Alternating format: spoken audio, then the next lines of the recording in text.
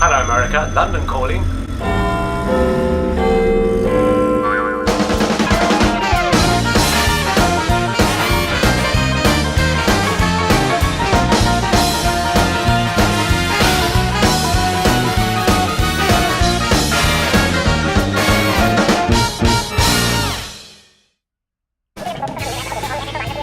This is a great telephone conversation. I don't care who she is, and I don't care who she's done it to before. She's not going to go in my dressing room drinking my champagne. The cheek of the woman. I haven't got time for divas. No, well, I don't care. I'm not interested. If she's done this to people before, it's news to me. Why don't you ask Jason Prince? Perhaps he knows. Well, this week we've got a really special treat because I'm joined by someone that has been an inspiration to me in music. He's had over 140 top 20 hits in the UK. He's the man behind the Sleazesisters. He's our very own DJ, Pete Martine. Hi Pete, how are you? Hello, darling.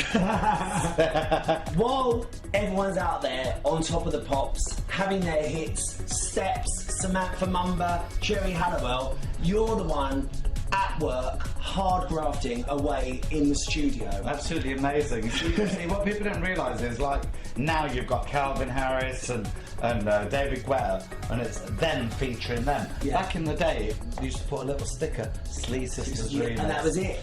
But people realised it was the Sleazesisters mix that was selling that record. That's right. And now they can put their name on it. Well, on the days of me buying all my record collection on vinyl and on CD, if I knew that you'd made a record, before I even heard it, I was in Apres buying it because I knew it was going to be fantastic. And I suppose a lot of the fans were the same. Yeah, that's fabulous, thank you. And a lot of people have always said that to me. As soon as we knew there was a Sleazesisters mixing, we had to have it because, you know, it was, we just knew it had a certain sound.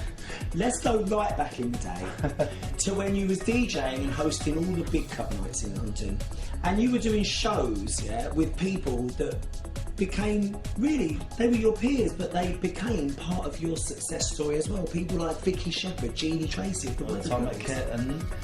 Atomic Kitten was a little bit later. Yeah, a little later. I'm talking about the old school, the Weather Girls. Well, that whole industry, you know, then Jeannie Tracy, who was Sylvester's, yeah, she won 6 times at, what was it called in America?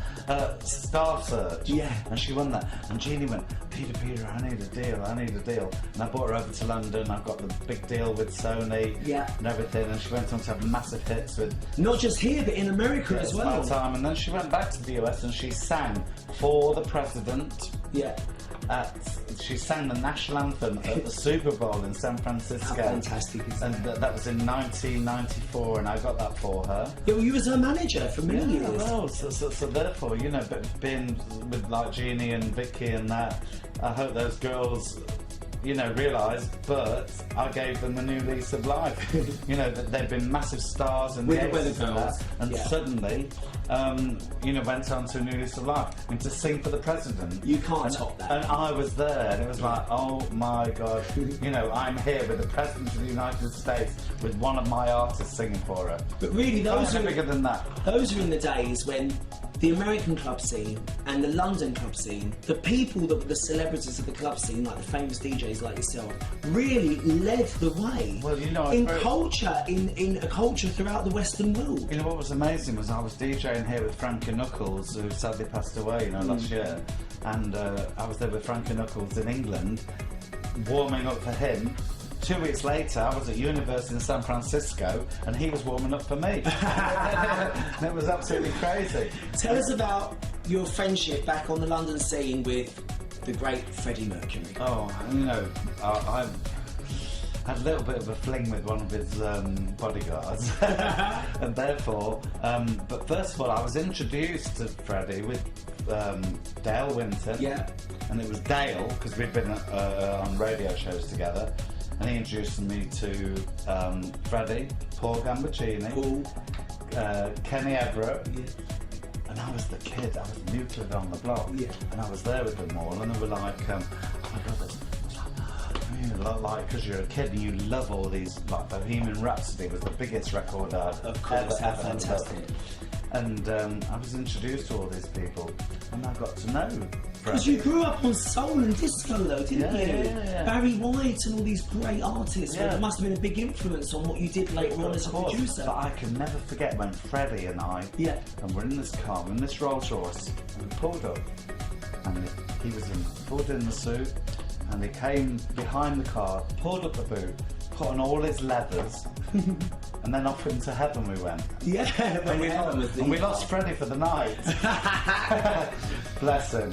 And that was a privilege to you know, been with someone like that. I mean, who else? There's not many people in this industry who can say that, can they? What are your links with Dionne Warwick? I did a gig a couple of years back, and it was in Sheffield, love. And I was working with the Human League and that, and I was doing an 80s and 90s night, and Dionne was in the doing the club down the road, the arena down the road. They said, "Oh, somebody's in your dressing room tonight." And I went, "Who's that?" "Oh, you'll find out." And then I went, and there was Dionne Warwick in the dressing room, having drinks, champagne, everything. "Thank you so much for your hospitality tonight." And I couldn't believe it, because she's been one of my all idols, you know. Because my favourite clip on the internet, and you'll appreciate this, was when Dionne Warwick had her own show in America, and she welcomed on stage a new artist. I know. Yeah, which was the first time she appeared on television singing "If You Could Read My Mind," which was Viola Wills, who we both got a lovely connection with. Tell us about your connection with Viola. Do you know, I was very privileged to work on a track called "Feel You're Feeling Me One More Time," and "Let Me Rock Your Soul," and "Lock the Door Behind You." That's it for this week. Back to you in the studio, Xandermonium.